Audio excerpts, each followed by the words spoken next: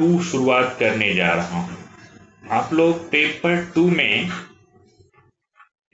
To में कल आप लोग पढ़ रहे थे CCS pension rule, CCS pension rules 2021।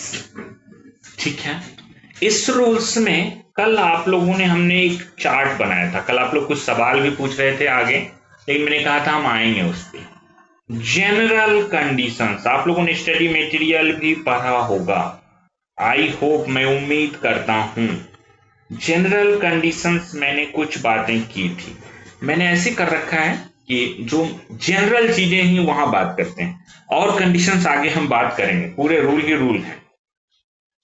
फिर मैंने कहा था कि हम लोग जरा पढ़ेंगे क्वालिफाइंग सर्विस के बारे में। अच्छा, समझेंगे क्वालिफाइंग सर्विस क्या है, क्यों ऐसा मैंने कहा था। क्वालिफाइंग सर्विस पेंशन के लिए 10 साल मिनिमम क्वालिफाइंग सर्विस, अगर मैं कहूं तो पेंशन के लिए मिनिमम 10 इयर्स क्वालिफाइंग सर्विस आपको जरूरी होता है। अगर 10 साल सर्विस नहीं है तो पेंशन आपको नहीं मिलेगा।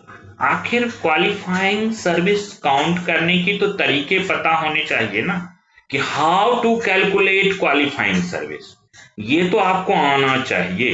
अगर आपको नहीं आएगा, इससे रूल पता नहीं रहेगा, तो आप कैसे करेंगे।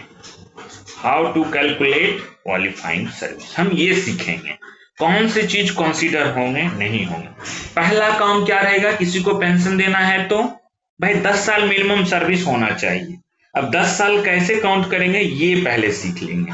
फिर आता है कि पेंशन में कितना पैसा मिलेगा, ये आता है इमोलूमेंट्स की बात, या एवरेज इमोलूमेंट्स की बात आती है, एवरेज इमोलूमेंट। ठीक है, हम इन दोनों की बात करेंगे, इमोलूमेंट्स, एवरेज इमोलूमेंट्स। क्यों बात करेंगे जरा यहीं पे देखिए। पेंशन जो किसी को मिलता है, तो जो पेंशन होता है कितना अमाउंट मिलता है। पेंशन में रूल इस तरह से हैं कि 50% ऑफ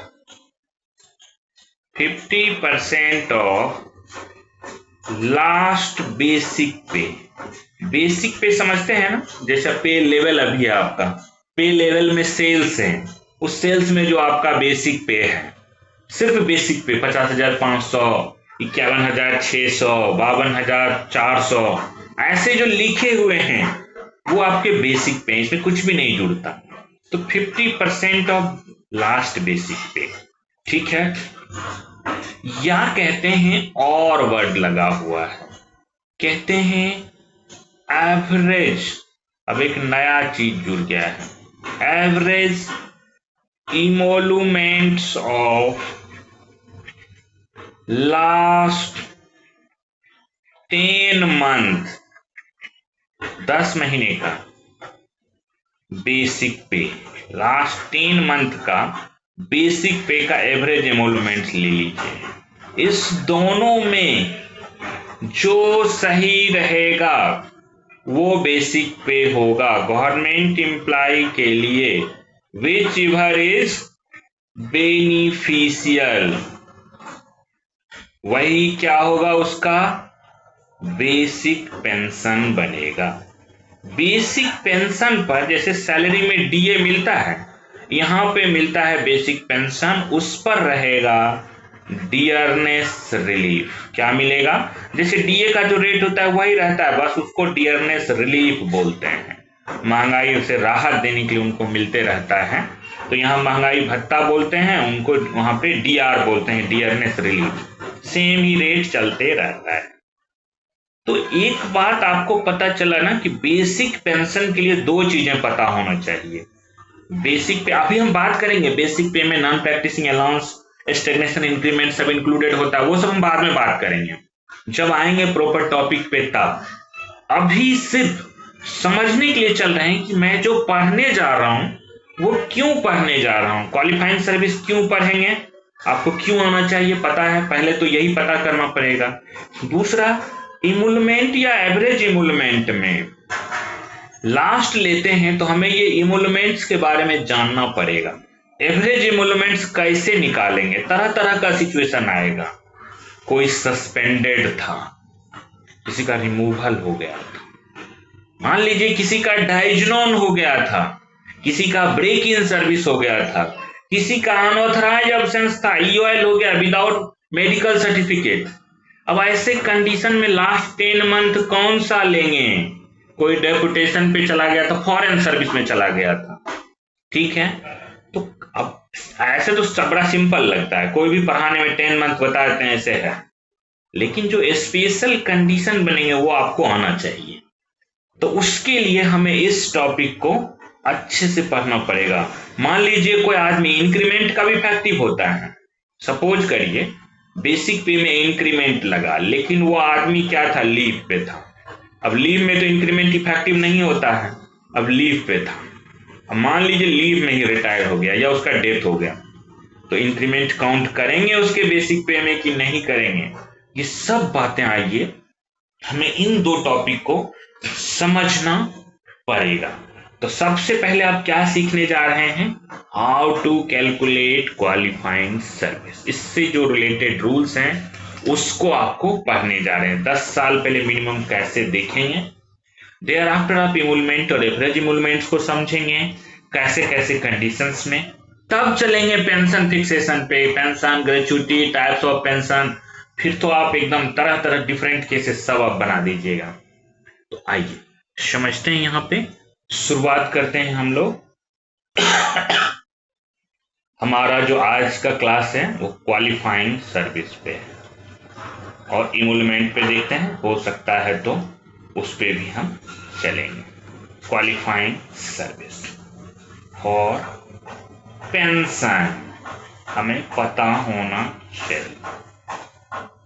देखिए कैसे हम क्वालिफाइंग सर्विस की शुरुआत होती कहां से है, कमेंसमेंट कहां से है, स्टार्ट कहां से है, कमेंसमेंट कहां से होता है? देखिए जब जिस दिन से आप किसी पोस्ट का चार्ज लेते हैं, किसी पोस्ट पे आपको चार्ज दिया जाता है कि आप इस पोस्ट को होल्ड कर रहे हैं, उस दिन से शुरू हो जाता है। मतलब शुरुआत कहां से है? डेट ही और सी कोई भी हो टेक्स चार्जेज ऑफ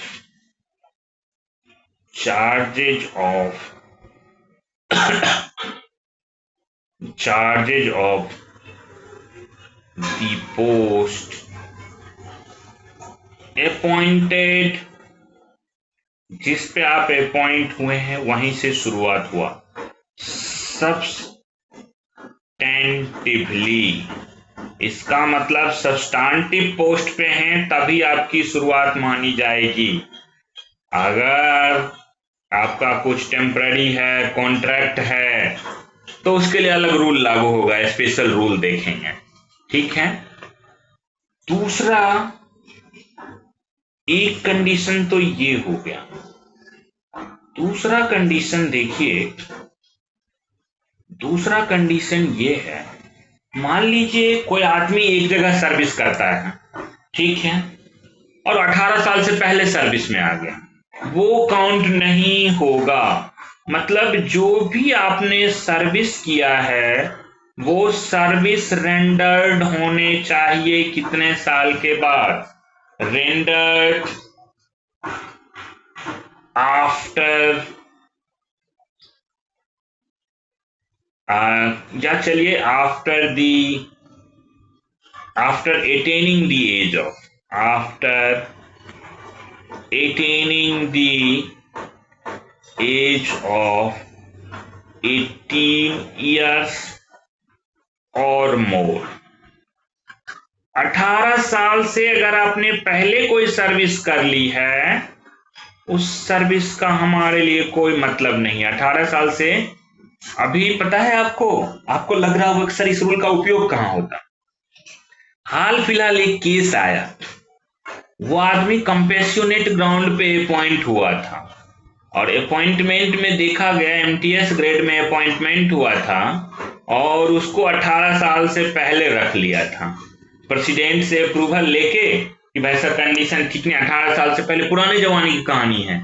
अभी वो आदमी रिटायर हुआ है, मिनिस्ट्री से हैं और रिटायर हुआ है, तो अभी उसके पेंशन में आया तो बोला 18 साल से पहले का तो सर्विस ही नहीं काउंट होगा, और ये रूल इन्वोक करके वो 17 साल 8 महीने या 9 महीने से उसने सर्विस शुरू कर दी थी। अब किसी ने ध्यान नहीं दिया, प्रेसिडेंट मतलब मिनिस्टर का अप्रूवल लेके कर दिया, और कोई स्पेशल लिखा हुआ ही नहीं था फाइल में कि भाई इनके लिए स्पेशल ये लिया गया है, एज पे किसी ने ध्यान ही नहीं दिया। अब उसके 2-3 महीने सर्विस, क्वालिफाइंग सर्विस हो, पेंशन के लिए काउंट नहीं हुई। ठीक है, ऐसा होता है। ठीक है, तो ध्यान रखिएगा, service rendered after the attaining of 18 years अगर है वो पेंशन के लिए काउंट नहीं होगा। बट इसका एक एक्सेप्शन क्या है? आर्मी में देखिए आप 15 साल 16 साल से शुरू हो जाता है, तो जो मिलिट्री सर्विस होगा वो काउंट हो जाएगा। काउंटिंग ऑफ देखते हैं ना कई जगह पे, ठीक है, military service, counting of military service, ठीक है, counting of military service for civil pension. कल आपने देखा था ना, मिलिट्री वाले 2 पेंशन भी ले सकते हैं, तो एक ये मिलिट्री वाले को छूट है, याद रखिएगा, मिलिट्री सर्विस वाला एक्सेप्शन, बाद बकाए किसी को नहीं है। ठीक है, तो 18 साल से ज्यादा वाला रहेगा। थर्ड, कौन सा सर्विस क्वालिफाइंग होगा? थर्ड बातें हैं कि जो भी सर्विस होना चाहिए रेंडर्ड किसके अंदर होना चाहिए? Rendered under the central government होना चाहिए। आप बोले सर स्टेट गवर्नमेंट वाला नहीं होगा? होगा, बात करते हैं सेंट्रल गवर्नमेंट की सर्विस को हम काउंट करेंगे। अब इसी में मैं कंडीशन जोड़ लेता हूं। मान लीजिए इफ कोई गवर्नमेंट सर्वेंट है, जो क्या करता है, गवर्नमेंट सर्वेंट स्टेट गवर्नमेंट का इनिशियली अपॉइंट हुआ, स्टेट गवर्नमेंट में मान लीजिए इनिशियली अपॉइंटेड, ठीक है, किसमें? इन स्टेट गवर्नमेंट में। किसमें अपॉइंट हुआ? स्टेट गवर्नमेंट में। फिर यहां से टेक्निकली रिजाइन करता है, टेक्निकल रिजिग्नेशन देता है, ठीक है, और ये टेक्निकली रिजाइन करके आ जाता है सेंटर में, सेंट्रल गवर्नमेंट में। अच्छा, स्टेट गवर्नमेंट में कैसा था एस्टेब्लिशमेंट? पेंशनेबल एस्टेब्लिशमेंट में था, पेंशनेबल एस्टेब्लिशमेंट में था, ठीक है। अब स्टेट से ज्वाइन किया, टेक्निकल रिजाइनेशन देके, मतलब थ्रू प्रॉपर चैनल, परमिशन लेके, सब कुछ लेकर के सेंट्रल गवर्नमेंट में ज्वाइन किया, ठीक है। सेंट्रल गवर्नमेंट में ज्वाइन करता है, आ जाता है किसी से, तो इसका जो सर्विस है, his her service in state government, service in state government जो भी है, ये क्या होगा? ये होगा क्वालिफाइंग सर्विस।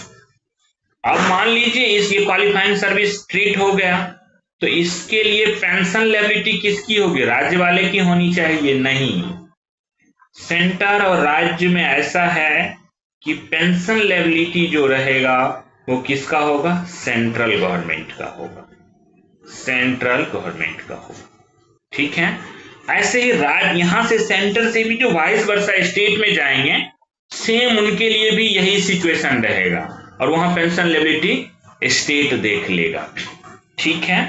तो ये सेंट्रल गवर्नमेंट में क्वालिफाइंग सर्विस हो जाते हैं। आप लोगों के मन में आ रहा होगा सर कोई ऑटोनोमस बॉडी से टेक्निकल डिजाइन करके आया, कोई बैंक से टेक्निकल डिजाइन करके आया, कोई पीएसयू से टेक्निकल डिजाइन करके आया, क्या होगा? बात करेंगे हम उसको अलग से। अभी उस क्वेश्चन को आपका दबा के मैं यहीं छोड़ देता हूं, ऑटोनोमस बॉडी पे भी आते हैं पहले, लेकिन one by one. Qualifying service आप पढ़ रहे हैं तो उस पे भी चलेंगे। सेंटर स्टेट एक बार देख लिए। क्वालिफाइंग सर्विस आप पढ़ रहे हैं, उसमें डिफरेंट कंडीशंस पढ़ रहे हैं, कौन सा काउंट होगा?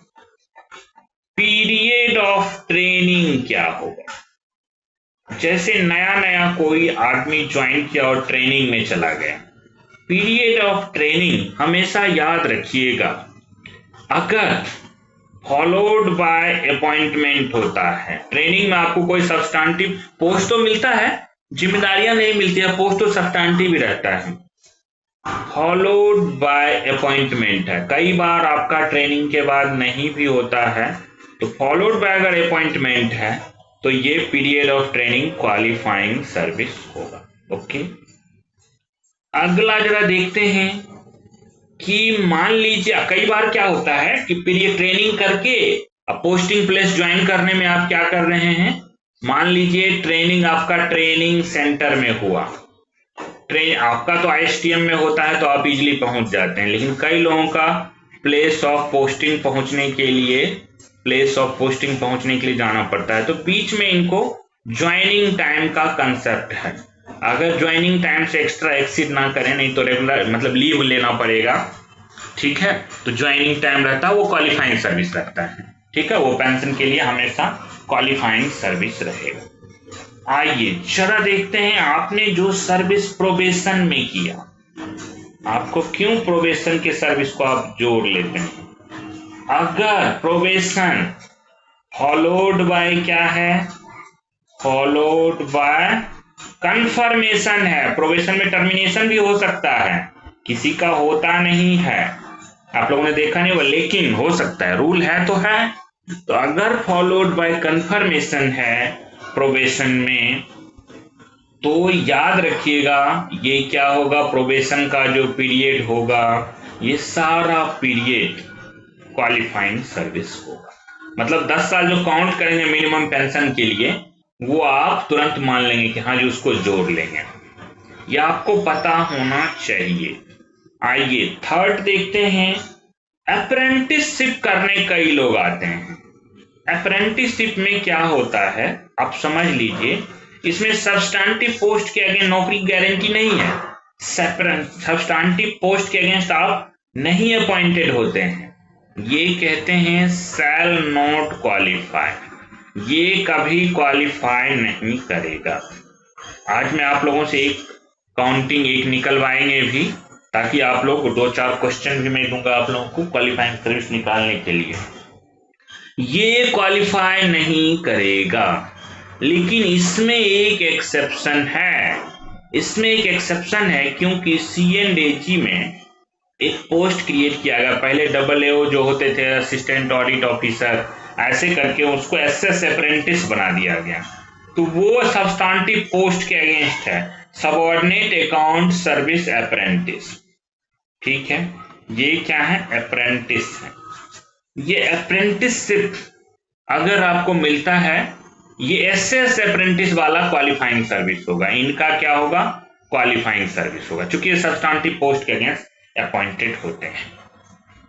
आइए क्वालिफाइंग सर्विस में कुछ और चीजें भी देखेंगे, जरा देखिए किसको काउंट करेंगे नहीं करेंगे। क्वालिफाइंग सर्विस, सवाल उठता है लीव पीरियड का क्या होगा, पीरियड ऑफ लीव, जिस पे आप छुट्टी में रहते हैं। अच्छा, लीव में एक्स्ट्रा ऑर्डिनरी लीव भी हो सकता है। देखिए पीरियड ऑफ लीव फंडा क्लियर है, इफ सैलरी पेड, अगर आपको मिला है सैलरी पेड है तो क्या होगा, क्वालिफाइंग सर्विस। आइए अगर आपका ऑर्डिनरी लीव नहीं एक्स्ट्रा ऑर्डिनरी लीव है, लीव रूल आप लोग पढ़ चुके हैं, EOL एक्स्ट्रा ऑर्डिनरी लीव, सब लोग आज रिवीजन करिएगा। अगर ये उन मेडिकल सर्टिफिकेट है तब तो इसको क्वालिफाइंग सर्विस मान लेंगे। यस, अगर ये मान लीजिए, याद है लीव रूल में, मतलब ये किस वजह से है, आप कह सकते हैं due to inability of government servant, ठीक है, टू अटेंड ऑफिस, किस वजह से नहीं आए, तो कह सकते हैं सिविल कमोशन। कई बार क्या हो गया, इस तरह का कमोशन हो रखा है ऑन अकाउंट ऑफ, इसमें जोड़ लीजिए, on account of civil commotion, on account of civil commotion.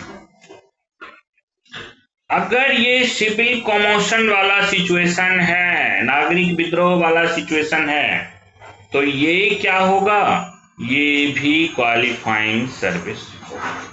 चलिए, अगर मान लीजिए आपका एक्स्ट्रा ऑर्डिनरी लीव है और वो किस लिए ग्रांटेड है, फॉर प्रोसिक्यूटिंग हायर स्टडीज, ठीक है, हायर स्टडीज के लिए है, या मान लीजिए साइंटिफिक स्टडीज के लिए है, क्या है, विथ अप्रूवल है, साइंटिफिक स्टडीज के लिए अंटार्कटिक में आप गए हुए हैं, कर रहे हैं, या कोई एमबीए करने गए हुए हैं NIFM, इस तरह से, ऐसे सिचुएशन में है। और यहां पे याद है आप EOL ले सकते थे, अगर उसमें लेते हैं तो वो भी होगा क्वालिफाइंग सर्विस।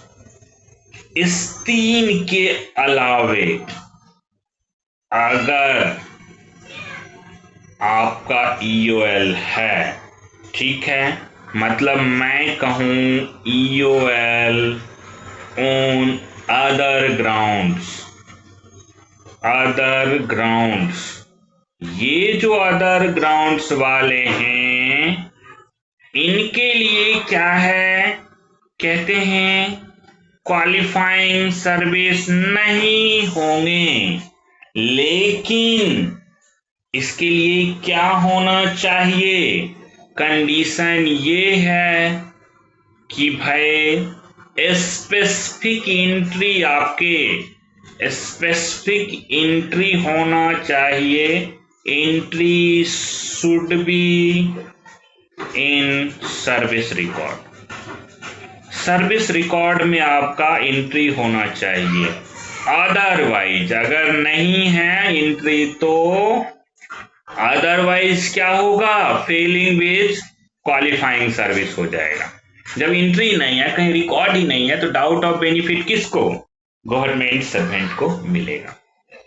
तो अगर मैं आपको क्वालिफाइंग सर्विस काउंट करने दूं और बोलूं कि आप ये आदमी EOL रहा अदर ग्राउंड पे विदाउट मेडिकल सर्टिफिकेट 3 साल रहा और 12 साल नौकरी किया, तो 3 साल उसमें से माइनस कर देंगे, 9 साल ही बचेगा, तो ऑब्वियस उसका पेंशन नहीं बनेगा, 10 साल मिनिमम क्वालिफाइंग सर्विस चाहिए।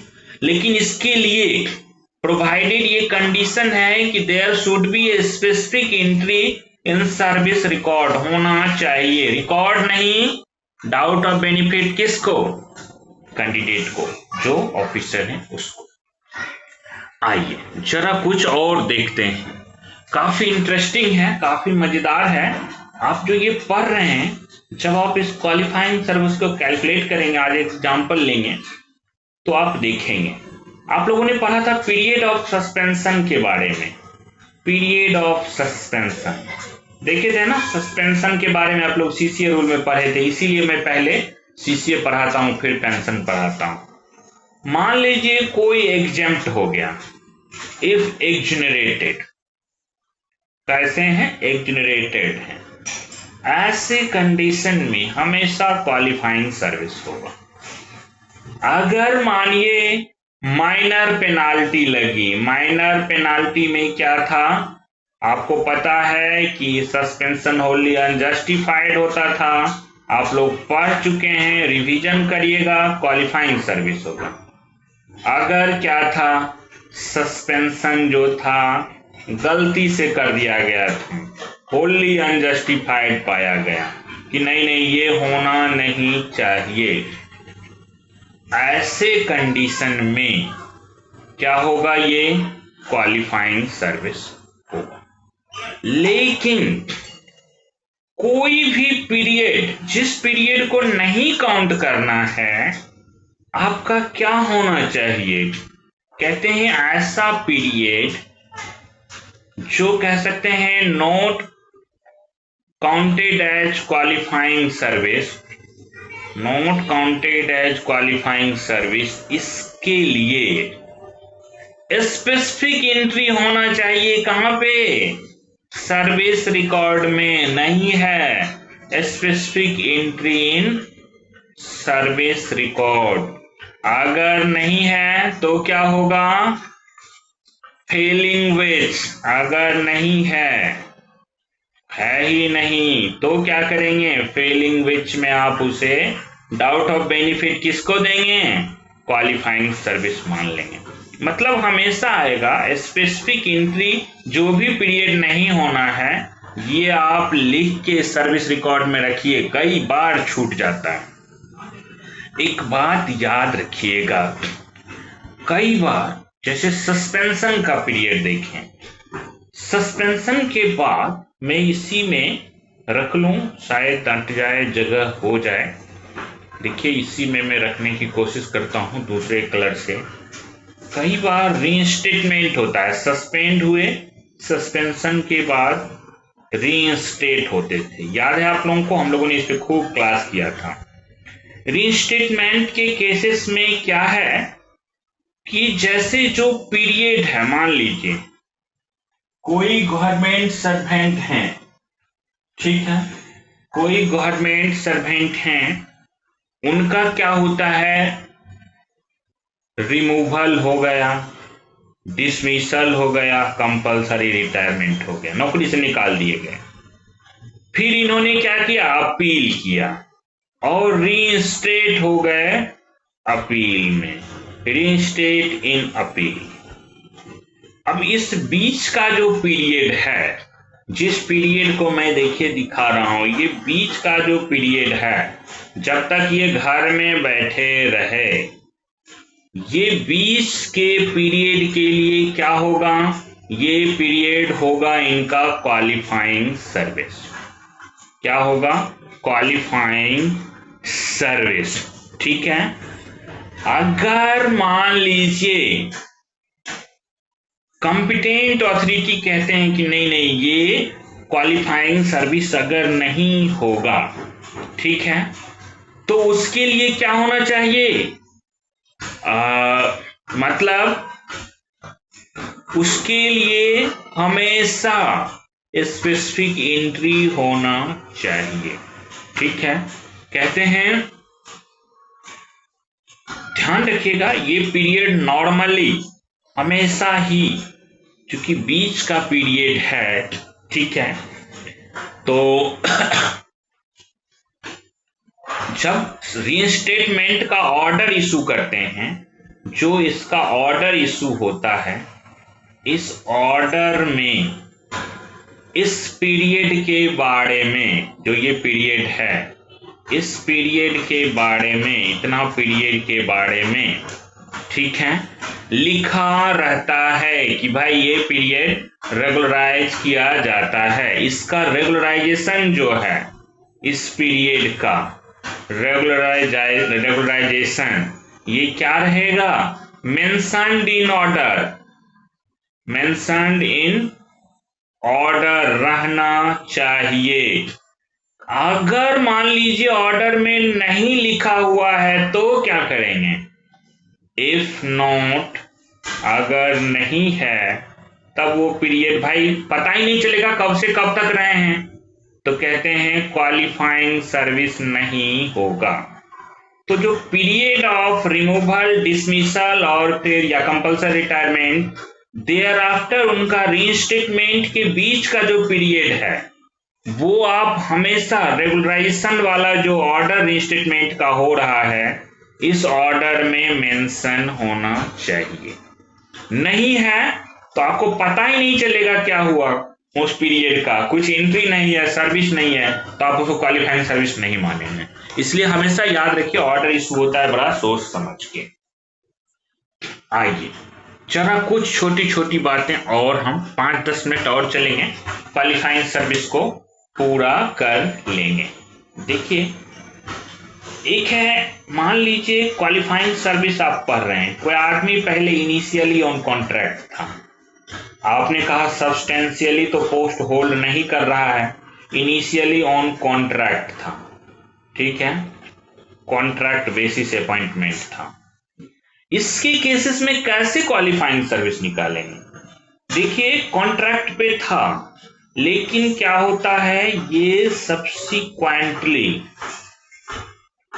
अपॉइंट हो जाता है, अपॉइंटेड, ठीक है, ऑन रेगुलर बेसिस। अब इसको रेगुलराइज कर दिया गया, रेगुलर बेसिस।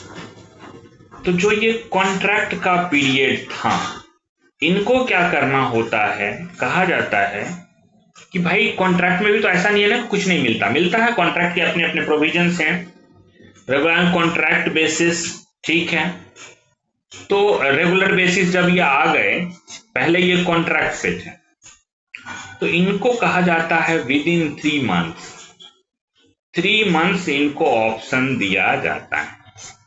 3 मंथ्स ऑप्शन दिया जाता है कि भाई कॉन्ट्रैक्ट से जो आपका कॉन्ट्रैक्ट खत्म हुआ, जो बेनिफिट मिला वो आप अगर रखना चाहते हैं तो रख लीजिए, अगर वो रिटेन कह सकते हैं, जो भी जैसे सीपीएफ चालू था उनका, तो गवर्नमेंट कंट्रीब्यूशन, नॉर्मली सीपीएफ ही रहता है कंट्रीब्यूटरी, इन सीपीएफ, ठीक है, ये रख लिए, प्लस जो कंपनसेशन इनको मिला जब निकाला गया, कुछ रूल होगा ना, कंपनसेशन जो भी मिला, ये अगर रिटेन कर लिए इन्होंने, रिटेन अगर कर लिए, तो ये पीरियड जो है कॉन्ट्रैक्ट का नॉट क्वालिफाइंग सर्विस होगा, नॉट क्यूएस।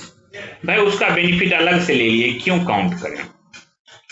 3 महीने के भीतर इनके पास ऑप्शन है, ये कहते हैं नहीं नहीं नहीं जी, एग्री टू रिफंड, हम सब कर देंगे रिफंड जो भी इनको मिला है, agree to refund government contribution. देखिए अपना कंट्रीब्यूशन कुछ भी होगा वो नहीं देना है, जैसे सीपीएफ में आप देखेंगे पुराने सीपीएफ पैटर्न में एम्प्लॉय एम्प्लॉयर दोनों कंट्रीब्यूशन है, तो गवर्नमेंट कंट्रीब्यूशन सिर्फ रिफंड करना है, ठीक है, इन सीपीएफ, प्लस उस पे जो इंटरेस्ट होगा वो भी देना पड़ेगा, क्योंकि सरकार के पैसे पे इंटरेस्ट है, इंटरेस्ट देयर ऑन, ठीक है, ये आप प्लस एनी कंपनसेशन, कुछ अलग से जो आपको मिला है वो भी आप वापस कर दीजिए, उस पर भी कुछ इंटरेस्ट मिला है अगर सब आप वापस कर दीजिए।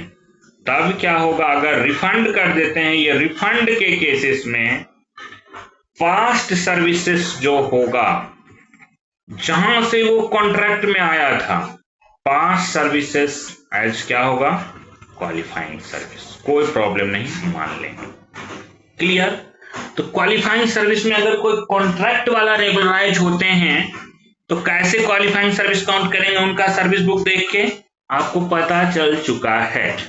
आइए अब जरा देखेंगे कि री एम्प्लॉयमेंट वाले केसेस में कई लोग कहीं कहीं से री एम्प्लॉय होके आते हैं, हमें 3 केसेस और देखने हैं री एम्प्लॉयमेंट, एक डेपुटेशन वाला देखेंगे कि जैसे फॉरेन सर्विस में चले जाते हैं, उसके बारे में छोटा सा बात करेंगे 5 मिनट, और फिर एक क्वेश्चन बनाएंगे, क्वेश्चन के एग्जाम्पल बता देंगे, आप लोग फिर उस तरह से बनाइएगा। जरा देखिए, मैं क्वालिफाइंग सर्विस की बात कर रहा हूं, मैं कह रहा हूं काउंटिंग ऑफ सर्विसेज फ्रॉम री एम्प्लॉयमेंट, काउंटिंग सर्विसेज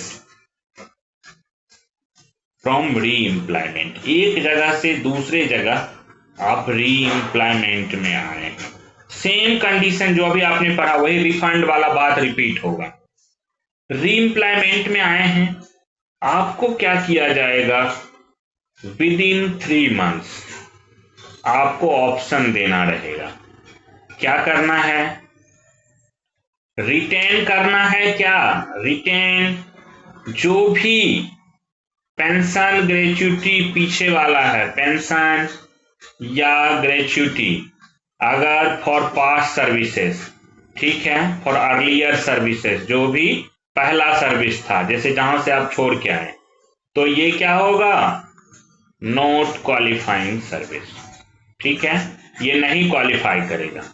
अगर आपने कहा yes I will refund whole amount, अगर आपने क्या किया, रिफंड, जो भी आपको पेंशन मिल रहा था, जो भी आपको ग्रेच्युटी मिला था, कहां से? फॉर अर्लियर सर्विसेज या प्रीवियस सर्विसेज के लिए, आपने वो सब वापस कर दिया। ये आपका जो पास्ट पीरियड है, पास्ट सर्विस है, वो क्या होगा? सब के सब क्वालिफाइंग सर्विस हो जाएंगे।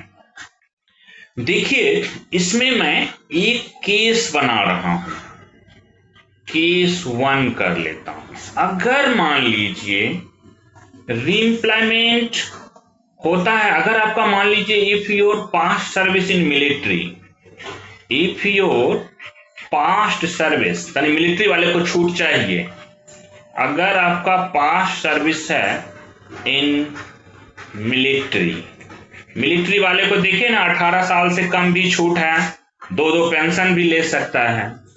तो इनको जो ऑप्शन देना रहता है, ऑप्शन का एक्सरसाइज जो करना रहता है, थोड़ा ज्यादा समय मिलता है। कितना? Option exercise with in 1 year करना रहता है। कितने दिनों में करना रहता है? 1 ईयर में। अदरवाइज जैसे कोई मान लीजिए कहीं किसी सर्विसेज से इनवैलिडेट हो गया, जैसे मैंने कल दिया था उदाहरण, बिजली के तार पे चढ़ के एक बिजली विभाग का एम्प्लॉय गिर जाता है, अब वो वायर ठीक करने के लायक नहीं रहता, उसको किसी सिविल डिपार्टमेंट में क्लर्क बना दिया जाता है, वो रीएम्प्लॉयमेंट है, तो उसके केसेस में ये रहेगा। अगर मिलिट्री सर्विस से कोई आए हैं, उनको 1 साल के भीतर क्या करना है? ऑप्शन एक्सरसाइज करनी है। इनके लिए ये एक बेनिफिट रहता है। ठीक है, अब वो भी रिटर्न रिफंड, जैसे रिटर्न कर लिए तो कर लिए, रिफंड कर लिए तो फिर रिफंड कर दिए तो क्वालिफाइंग सर्विस हो जाएगा। फॉर्मूला सेम है, इसलिए मैं लिख नहीं रहा हूं। रिटर्न करेंगे पुराना बेनिफिट तो क्वालिफाइंग सर्विस नहीं, रिफंड करेंगे तो क्वालिफाइंग सर्विस यस। आइए, एक बड़ा इंटरेस्टिंग चीज आप लोग जानने जा रहे हैं। क्वेश्चन इससे आता है, कई बार पूछ देते हैं और कई लोगों को पता नहीं होता है। आप लोगों को क्वालिफाइंग सर्विस में, जैसे कहीं डेपुटेशन पे आप जाते हैं, ठीक है, डेपुटेशन हमेशा जो पीरियड होता है वो क्या होता है? क्वालिफाइंग सर्विस होता है। जैसे आप एक जगह से दूसरे जगह डेपुटेशन पे जाते रहते हैं, लोग निकल के, अच्छा आप 4600 ग्रेड पे में हैं, आपको मतलब आप लेवल 7 में हैं, आपको लेवल 8, 9 ऐसे पोस्ट मिल जाते हैं, 10, आपको हायर पोस्ट डेपुटेशन में अगर एक्सपीरियंस है तो मिलेगा। एक होता है फॉरेन सर्विस। फॉरेन सर्विस मैंने आपको बताया था जब मैं आपको लीव रूल पढ़ा रहा था, लीव रूल आपने पढ़ा था, उस वक्त पढ़ा था। यहाँ पे जो आपका पेमेंट होता है, सैलरी आती है, सैलरी कहां से आती है? Other than consolidated fund of India, consolidated fund of state, consolidated fund of UT, इस तीनों के अलावे से आती है। जैसे फॉरेन सर्विस, मैं उदाहरण देता हूं, आप चले गए एडमिनिस्ट्रेटिव ऑफिसर बन के एम्स में, all India institute of medical science में, ये ऑटोनॉमस बॉडी है, इनका पैसा कंसोलिडेटेड फंड से नहीं, ग्रांट इन एड के थ्रू आता है। सैलरी जो मिलती है ग्रांट इन एड से, जो सरकार को पैसा मिलती है उससे, या इनके अपने कुछ जो अर्निंग है उससे मिलती है। तो ये फॉरेन सर्विस का जो पीरियड होगा, इस पीरियड को कैसे ट्रीट करेंगे? इस पीरियड के लिए जब भी आप फॉरेन सर्विस पे जाएंगे तो वहां पे गवर्नमेंट सर्वेंट को ऑप्शन दिया जाता है। जो भी जा रहे हैं, गवर्नमेंट सर्वेंट हैज ऑप्शन। क्या दिया जाता है ऑप्शन? कि भाई एक तो आप वहां का जो रिटायरल बेनिफिट है वो अवेल कर लीजिए, आप कहीं भी जा सकते हैं, यूएन के ऑफिस में जा सकते हैं, WTO के ऑफिस में जा सकते हैं, एम्स चले गए, किसी ऑटोनोमस बॉडी में चले गए, सब फॉरेन सर्विस है। ठीक है, सेंटर स्टेट छोड़ करके सब, यूटी छोड़ करके सब फॉरेन सर्विस है। तो गवर्नमेंट सर्वेंट के पास ऑप्शन होगा कि अवेल कर लें रिटायरल बेनिफिट, जो भी वहां पे मिलेगा, रिटायरल बेनिफिट्स, ठीक है, under rule of foreign organisation, under rule of foreign organisation, जो भी है कर लें। तो ये पीरियड जो होगा, ये पीरियड क्या होगा, क्वालिफाइंग सर्विस नहीं होगा। ये पीरियड आप वहां का बेनिफिट अवेल कर लिए तो नॉट क्वालिफाइंग सर्विस। क्लियर। आइए जरा दूसरा देखते हैं। अगर आप फॉरेन सर्विस में हैं, गवर्नमेंट नौकरी आपको भारत सरकार दिया, काम किसी अदर एम्प्लॉयर का कर रहे हैं, तो आपको पे करना पड़ता है पेंशन कंट्रीब्यूशन, पे पेंशन कंट्रीब्यूशन, पेंशन कंट्रीब्यूशन देना पड़ता है। अगर ओपीएस के लिए हैं, ओल्ड पेंशन के लिए, तो आपको, अगर ओल्ड पेंशन के लिए हैं तो आपको 18% पेंशन और प्लस ग्रेच्युटी दोनों के लिए रहता है। 14% पेंशन के लिए और ग्रेच्युटी के लिए 4%। 18% बेसिक का प्लस जो आपका उस पे डियरनेस रिलीफ है वो भी आपको पेंशन कंट्रीब्यूशन देना पड़ता है। अगर आप एनपीएस के हैं, इतना आपको बेसिक पे प्लस डीए का देना पड़ेगा, याद रखिएगा। अगर एनपीएस वाले हैं तो आपको कुल 28% देना पड़ता है। कैसे 14%? तो देखिए गवर्नमेंट का मतलब आपको जो गवर्नमेंट का कंट्रीब्यूशन 10 एनपीएस में 14% गवर्नमेंट कंट्रीब्यूशन, 10% एम्प्लॉयर जो अपना कंट्रीब्यूशन था 24% प्लस 4% ग्रेच्युटी के लिए देते हैं। तो ये कुल मिला के कितना हुआ, 24 4 28% हो गया। इसमें पेंशन प्लस ग्रेच्युटी दोनों कवर हो जाता है। पेंशन के लिए 14% होता है, ग्रेच्युटी के लिए 4% नॉर्मली ओपीएस में, इसलिए मैंने 18% सीधा मिला के लिख दिया है। तो इतना परसेंट आपको हर साल, हर मंथ देने पड़ते हैं भारत सरकार को। तब ये पीरियड क्या रहेगा, ये पीरियड जो रहेगा क्वालिफाइंग सर्विस रहेगा। कभी क्वेश्चन आ जाए एग्जाम में पेंशन कंट्रीब्यूशन कितना होता है, आपको ध्यान रखना है पेंशन और ग्रेच्युटी मिला के 18% देना रहता है। एनपीएस में 28%, 4% हमेशा ग्रेच्युटी के लिए होता है, इसके लिए स्पेसिफिक कितना है 4%। तो ये मैंने लगा दिया है, पेंशन के लिए हमेशा 14% रहता है। तो ये रेट फिक्स किया हुआ है सरकार के द्वारा, इतना देना पड़ता है तब आपका होगा। क्लियर है यहां तक? आइए जरा मैं लास्ट 2 बातें करते हुए एक क्वेश्चन पे आएंगे। थोड़ा सा आप लोग पेशेंस बनाए रखिएगा। देखिए, रिमूवल हो जाए अगर किसी का, डिसमिसल हो जाए अगर किसी का, या रिजिग्नेशन किसी का हो जाए, ठीक है, रिमूवल, डिसमिसल, रिजिग्नेशन, ये तीनों केसेस में जो ये कहते हैं कि फॉरफिट कर लेता है कौन सा सर्विस, पास्ट सर्विस। जब आपका पास्ट सर्विस बचा ही नहीं तो आपका क्वालिफाइंग सर्विस क्या हो गया, 0। क्वालिफाइंग सर्विस 0, तो ऐसे कंडीशन में नो पेंशन होता है। देखिए, रिजिग्नेशन में एक एक्सेप्शनल केसेस आता है टेक्निकल रिजिग्नेशन का। टेक्निकल रिजिग्नेशन, ऐसे केसेस में क्या होता है, ये है अलाउड होता है एज क्वालिफाइंग सर्विस। याद रखिएगा क्योंकि ये होता है थ्रू परमिशन, ठीक है, गवर्नमेंट परमिशन, इसलिए ऐसे केसेस में कहीं दिक्कत नहीं आती है। अब आइए जरा मैं एक लास्ट फॉर्मूला जो आपको बताने जा रहा हूं, काफी महत्वपूर्ण फॉर्मूला है। वो है कि सर हम जो क्वालिफाइंग सर्विस काउंट करते हैं उसको काउंट करते हैं 6 मंथली पीरियड में। किसमें काउंट करते हैं? एसएमपी में। अब देखिए, अब हम जरा कैलकुलेशन ऑफ क्वालिफाइंग सर्विस में चल रहे हैं, तो उससे जो क्वालिफाइंग सर्विस को मेजर किया जाता है, काउंट किया जाता है, वो काउंट होता है 6 मंथली पीरियड में। कैसे किया जाता है? 6 मंथली पीरियड। देखिए 6 मंथली पीरियड में, जैसे मैं कहूं 1 ईयर, 1 ईयर में कितना 6 महीने वाला पीरियड आएगा?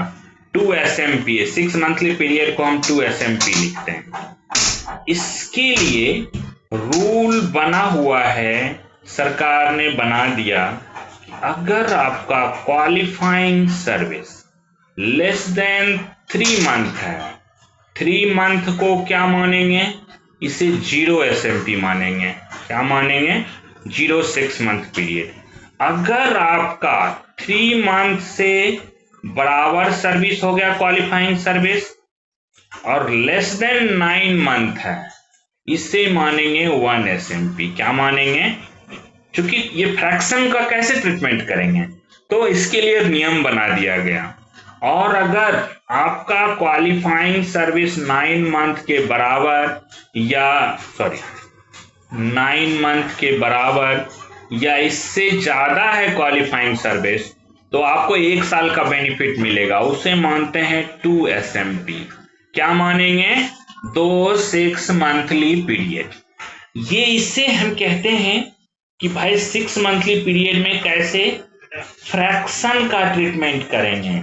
किसी का मान लीजिए, किसी गवर्नमेंट सर्वेंट का मैं एग्जांपल लेता हूं, क्वालिफाइंग सर्विस निकल के आता है 31 साल और मान लीजिए 9 मंथ। अब इसको कितने एसएमपी माना जाए? देखिए मैं कन्वर्ट करता हूं, 31 साल का तो 62 एसएमपी हो गया, प्लस ये 9 मंथ का आप जब आप देखेंगे तो 9 मंथ इक्वल हो जाता है, उसको 2 एसएमपी मानेंगे। 2 एसएमपी मानेंगे, मतलब इनको 64 6 मंथली पीरियड का बेनिफिट मिलेगा। ये नापने का यूनिट जो हमारा है 6 मंथली पीरियड, मेजरमेंट करने का तरीका, फ्रैक्शन को कैसे मापेंगे। दूसरा, अब आपको पता चला ऐसे 31 साल ने 9 महीने देखें, यही ये इनका रहता। अगर मान लीजिए सर्विस 31 साल और अगर रहता मान लीजिए 8 मंथ, हम सपोज करते हैं, तो इनको कितना मिलता? 63 एसएमपी मिलता। क्यों? क्योंकि 8 मंथ किसमें काउंट होता? ये 1 एसएमपी ही काउंट होता। लेकिन एक और ये हो जाता 62 एसएमपी, यही ना, तो इनको कुल मिला के 63 एसएमपी का ही 62 तो मिलता। लेकिन देखिए 9 मंथ होने से क्यों बेनिफिट मिला? क्योंकि 9 मंथ को हम क्या काउंट करते हैं? 2 एसएमपी काउंट करते हैं। फॉर्मूला याद रहेगा, याद रखने हैं। अब आइए मैं एक क्वेश्चन लेता हूं, एक मैं हल करूंगा, बाद बकाया आप लोग हल करेंगे। मैं एक क्वेश्चन लेता हूं, बहुत सिंपल क्वेश्चन। देखिए कैलकुलेट करना है, क्या करना है? Qualifying service. Calculate qualifying service. इसे काउंट करने के लिए एक सिंपल सा क्वेश्चन लेते हैं। मान लीजिए कोई एक क्वेश्चन है, कोई आदमी का date of joining, hypothetical question, suppose करिए 25 जनवरी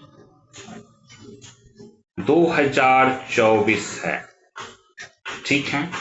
इसको मानिए हम हाइपोथेटिकल ले रहे हैं। डेट ऑफ रिटायरमेंट जो है वो इनका, मैं ये क्वेश्चन पहले भी बताया हूं, 13 मई 2024 है। मैंने कहा इसका क्वालिफाइंग सर्विस क्या होगा, निकालिए। काउंट करने, देखिए मैं छोटा सा एग्जांपल लेता हूं। इसको काउंट करने का तरीका है कि आप क्या करेंगे, एक साइड में आप इसे बनाएंगे ईयर, मंथ और डेज का टेबल। क्या बनाएंगे? ईयर, मंथ, डेज का टेबल बनाएंगे। चलिए पहला पहला हमें देखना है, ये जो होता है ना कैलेंडर मंथ, हम एकदम पूरे पूरे लेते हैं 30 या 31 का, उस हिसाब से काउंटिंग होती है। सबसे पहले चलिए हमें 25 जनवरी 2024 से मंथ पूरा करते हैं। मंथ कैसे पूरा करेंगे, मंथ कैसे पूरा करेंगे, देखिए 25 जनवरी को ज्वाइन किया था, जनवरी टू जनवरी कितने का महीना होता है, 31 जनवरी 2024। कितना ईयर होगा, 0। कितना मंथ होगा, 0। कितना दिन हुआ, 25 को ज्वाइन कर लिया था तो 25 काउंटेड रहेगा। 31 में से 24 घटाइए, कितना होता है, 7 डेज। मैंने बहुत छोटा लिया है, मैं एक एग्जांपल और ले लूंगा, ठीक है, ताकि आपको दिक्कत ना है। पहले हमने डे मंथ को कंप्लीट कर लिया, चलिए इसे क्लोज कर दिए। अब आइए जनवरी के बाद हम आ गए फरवरी, फरवरी और ये रिटायर हो रहा है 24 में ही, मई में, तो कंप्लीट मंथ काउंट करिए। 1 फरवरी से, चूंकि 31 जनवरी तक तो आ चुके हैं, 1 फरवरी 24 टू कितना, अप्रैल 30 का होता है, 30 अप्रैल 24। कितना मंथ, ईयर तो 0 हुआ, कितना मंथ हुआ, तो देखिए फरवरी मार्च अप्रैल 3 मंथ, और डेज कितना हुआ, 0, ठीक है, डेज कितना हुआ, 0, क्लोज। थर्ड वन आइए, अब हमारा लास्ट मंथ में आ गया, अप्रैल के बाद 1 मई 2024 टू कितने तारीख को रिटायर हुआ, लास्ट वर्किंग डे 30 मई 2024। ईयर तो 0, मंथ भी 0, कितना दिन हुआ, 13 दिन। अब जोड़िए इसको, पहले डेज को जोड़िए, 13 7 20, अगर 30 दिन हो जाते उसे 1 मंथ में कन्वर्ट कर देते, नहीं है। मंथ कितने, 3 मंथ और 0 ईयर, इसका क्वालिफाइंग सर्विस कितना निकला, 3 मंथ 20 डेज। आपने इसको कितना एसएमपी बोलेंगे, 3 महीने से ज्यादा है, ये 1 एसएमपी हो गए, 1 एसएमपी इसका क्वालिफाइंग सर्विस निकला। अभी मतलब नहीं, टेंशन मिलेगा कि नहीं मिलेगा। आइए एक एग्जाम्पल और लेते हैं, जरा ईयर बदल के लेते हैं, ईयर बदल के लेते हैं छोटा सा, ताकि आपको ईयर का भी कैलकुलेशन समझ में आ जाए। लास्ट वन है, क्वालिफाइंग सर्विस काउंट करने हैं। किसी का डेट ऑफ ज्वाइनिंग मैंने मान लिया 10 जनवरी 2023, डेट ऑफ रिटायरमेंट मैंने मान लिया, चलिए मैं मान लेता हूं कि 31 मई, 31 का होता है ना, 31 मई 2024। अब ईयर मैंने चेंज कर लिया, 23 से 24। कैलकुलेशन शुरू करते हैं हम, वही table, year month days table अपना बना लिए। अब आइए फर्स्ट शुरू करते हैं, कहां से शुरू करें, जनवरी, पहले 23 का मंथ पूरा करते हैं।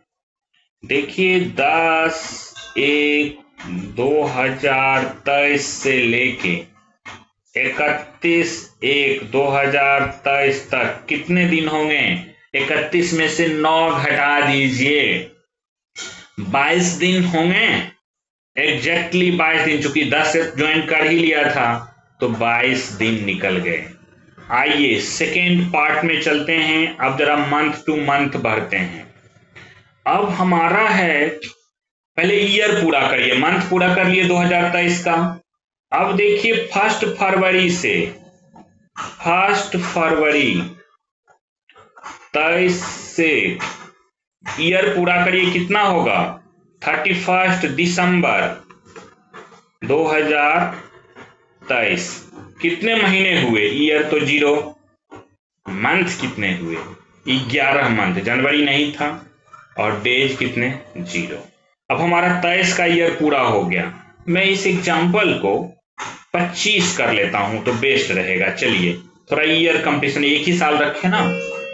अब आइए आप देखिए 23 से लेके 24 तक का पूरा, 25 में तो रिटायर हो रहा है, तो 1 जनवरी 2024 टू, अब 25 का तो साल पूरा नहीं जा रहा ना 31 दिसंबर तक, तो चलिए यहां ले लीजिए 31 दिसंबर 24 तक का। 31 दिसंबर 24 कितने ईयर हुए? एक साल हुए। कितने मंथ? मंथ जीरो, अगर पूरा पूरा साल ही आ रहा है 24 का पूरा साल जनवरी से लेके, उसे 1 ईयर लिखेंगे। और डेज कितने हुए? 0। आइए हमने 25 तक का ले लिया है। अब 25 में 1 जनवरी 25 से शुरू करिए, मंथ पूरा करिए। 1 जनवरी 25 टू कहां तक जाइएगा? कौन सा मंथ में रिटायर हो रहा है? मई, एक महीना पहले रहने हैं, तो कितना? टू 30 अप्रैल 25, 30 अप्रैल 25 तक का। देखिए कितना महीना हुआ? ईयर 0, मंथ जनवरी फरवरी मार्च अप्रैल, 4 महीने, और डेज कितने? 0। ठीक है, अब देखिए अप्रैल तक आप आ चुके हैं, आपके पास बचा कौन सा महीना? मई, 31 मई, पूरे पूरे महीने आ गए हैं ना। हम तब भी अलग चाहते तो 31 में यहीं ले लेते।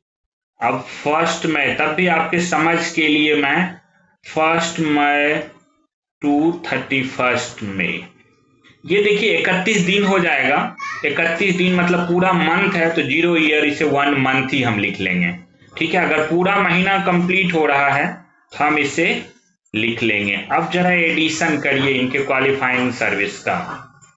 देखिए आप जब एडिशन करेंगे तो यहां कितने दिन आए? 22 दिन आए, तो 22 दिन रह गया। मंथ कितने हुए? 11, 4, 15, 1, 16 मंथ।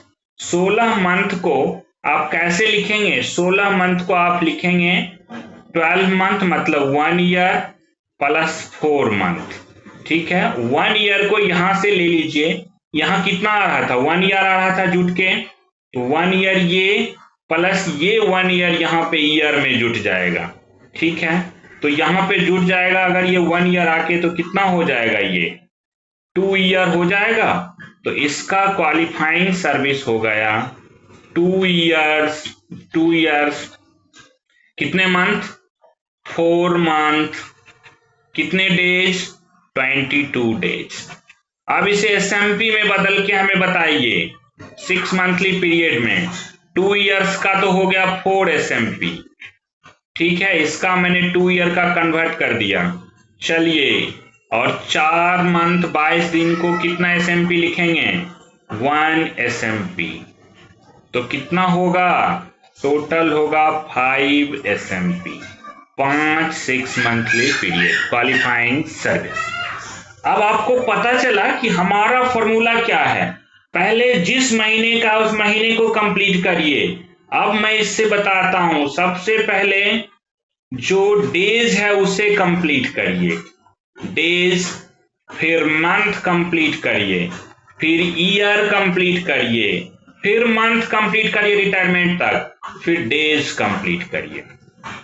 यही फॉर्मूला है। आपने देखा, पहले मैंने जनवरी का महीना यहां पे पूरा किया, फिर उस साल को पूरा किया, फिर नेक्स्ट ईयर को मैंने लिया। हो सकता है ये 24 से 26 होता, अगर तो मैं 24 से सीधा 26 लिख देता और यहाँ 2 साल लिख देता। 24, 25, 26 पूरा, अगर तो 3 साल में यहां लिख देता। 27 में अगर रिटायर हुआ होता तो फिर मैं 27 के मंथ के लिए क्या करता? फिर मंथ को पूरा करता, फिर डेज को पूरा करता। ठीक है, तब ये हम एडिशन करते। चलिए, मैंने 2 एग्जाम्पल दिए हैं, आपको बताए हैं। मैं आपके लिए कुछ एग्जाम्पल में क्वेश्चन लिख देता हूं, आप लोग इसे बनाइएगा, बना के नेक्स्ट क्लास में लाइएगा। कंफ्यूजन रहेगा तो मैं दूर करूंगा। किसी गवर्नमेंट सर्वेंट का डेट ऑफ ज्वाइनिंग मान लीजिए 1/12/1985 है और डेट ऑफ रिटायरमेंट आप लोग मुझे व्हाट्सएप में बना के भेजिएगा। मान लीजिए 31/5/2020 है। मैंने ईयर बढ़ा दिए, बीच में ईयर आपका मेरा 1 आया था, आपका 1 नहीं, जितना साल होगा उतना बढ़ जाएगा। एक क्वेश्चन ये बनाइएगा। क्वेश्चन नंबर 2 आपके लिए रहेगा किसी इसका क्वालिफाइंग सर्विस, आपको एसएमपी में हमें क्वालिफाइंग सर्विस निकाल के बताने हैं। क्वेश्चन नंबर 2 रहेगा कि मान लीजिए किसी गवर्नमेंट सर्वेंट का, ठीक है, एक और मैं क्वेश्चन दे देता हूं आप लोगों को कि किसी गवर्नमेंट सर्वेंट का छोटा सा क्वेश्चन देता हूं। डेट ऑफ ज्वाइनिंग जो है वो 12/4/2017 है और डेट ऑफ रिटायरमेंट जो है मान लीजिए महीना के लास्ट में होता है, फिर भी मैं हटा देता हूं कि वो पहले ही ले लेता है, VRS ले लेता है। इस तरह का कंडीशन के लिए 18/6/2024, इसमें देखिए लास्ट में नहीं गए हैं हम। क्वालिफाइंग सर्विस आप दोनों क्वेश्चन का मुझे निकाल के बताएंगे। आज के क्लास में इतना ही। अब आप लोग अपने अपना क्वेश्चन पूछ